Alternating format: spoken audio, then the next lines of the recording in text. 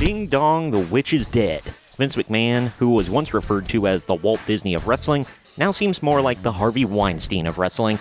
This one is an incredibly spicy meatball, so I'm going to be tiptoeing around the subject matter with some YouTube advertiser-friendly words. I'm Troy from the Main Event Marks, and today we're talking about Vince McMahon officially leaving WWE and the TKO Group as a whole for good.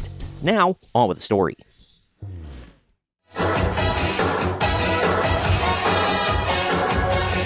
This is the main event! The links to the articles I'm covering can be found in the video description. There are a lot of elements to this one, and I'm going to do my best to try and cover all of them just a little bit. The Wrestling Observer reports Vince McMahon resigns from the WWE and TKO Group. McMahon's resignation comes one day after Janelle Grant's lawsuit was filed. In the wake of the horrifying allegations made against him by Janelle Grant, Vince McMahon is gone from WWE. Yeah, okay, bye. WWE President Nick Khan sent an email to staff on Friday night informing them that McMahon was resigned from his position as TKO Group Holdings Executive Chairman. Khan stated that McMahon will no longer have a role with either TKO or WWE. You get nothing! You lose! Good day, sir! Quote, I wanted to inform you that Vince McMahon has tendered his resignation from his position as TKO Executive Chairman and on the TKO Board of Directors. He will no longer have a role with the TKO Group Holdings or WWE, end quote. McMahon's resignation comes one day after Grant filed a lawsuit accusing him of physical and emotional bad behavior, SA, and forced selling of one's body. TKO called the allegations horrific and said they would be addressing the matter internally. That escalated quickly. I mean, that really got out of hand fast. Following his resignation, McMahon issued a statement maintaining that he will vigorously defend himself against what he calls baseless allegations. Right. I'm not going to read the entire statement. It's pretty long and boring. You can definitely visit the link to the article to read it all for yourself. Some of you who are new to the game on this may be asking, who is this Janelle Grant they're referring to? How did she work for Vince McMahon and WWE? What's going on? Well, sweet summer child, I'm about to let you know. But first, there's one other shoe that fell. Slim Jim announced Friday that it was pausing its sponsorship with WWE due to the allegations against McMahon. You jumped up a notch.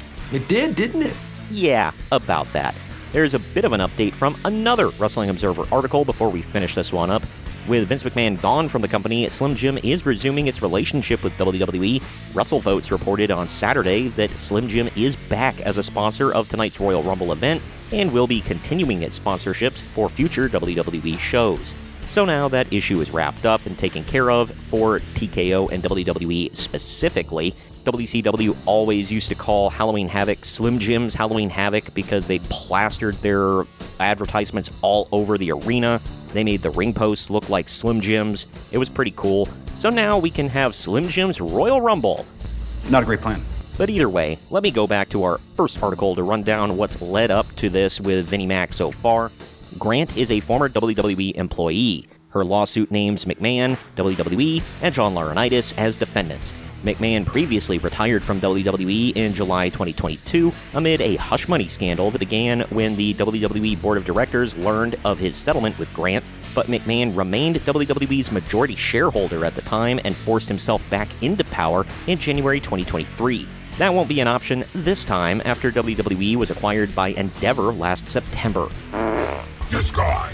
Yet again, I have to carefully choose my words here as to appease the YouTube overlords, but from my understanding, Vinnie Mac was allegedly doing what The Godfather did on screen in the Attitude Era, but in real life with Janelle Grant. The lawsuit alleges that Vince McMahon and Johnny Ace were coercing Grant to offer up her services to specific people as incentives to stick around WWE. One person who was mentioned, not by name, but by very specific context clues and details, was Brock Lesnar. Allegedly! Vince and Johnny were sending Janelle Grant to Brock on a consistent basis as a sort of bargaining chip when they were courting him to come back and stick around WWE. Supposedly, a lot of this stuff was kept under wraps and hush-hush as far as the talent and worker bees go, but it was known to those closest to Vince. Again, allegedly! Can any of this be proven?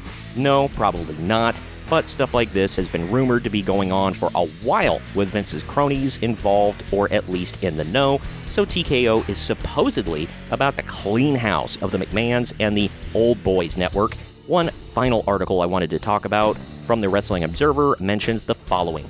Rousey made a social media post responding to McMahon's resignation.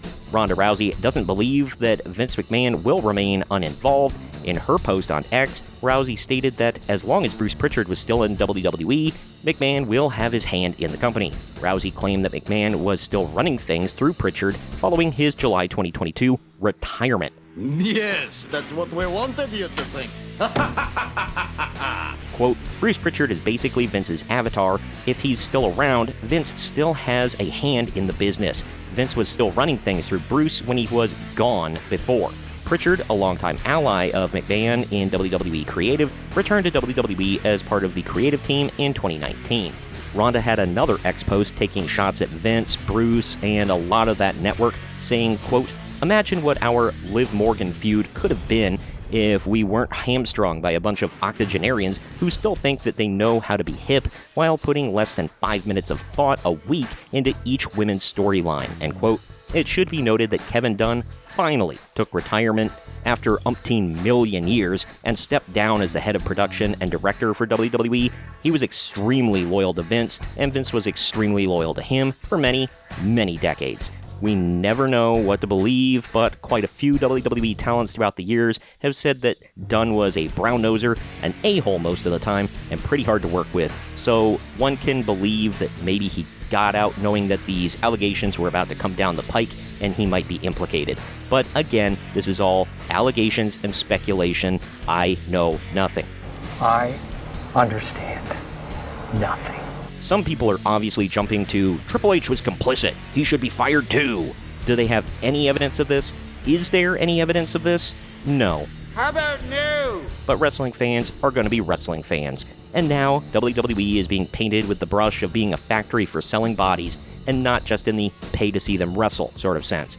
All I can say is that I'm glad Vince is gone, even if he gave me many of my fondest childhood memories of wrestling, and those will never be tainted by current events. He lost his touch a long time ago and should have rode off into the sunset years back. How many times do we have to teach you this lesson, old man? Plus, if these allegations are true, Vince is a truly disgusting excuse for a human being and needs to face the full force of the law coming down upon him. Prepare to be by the long dick of the law. Comment with your thoughts on all this.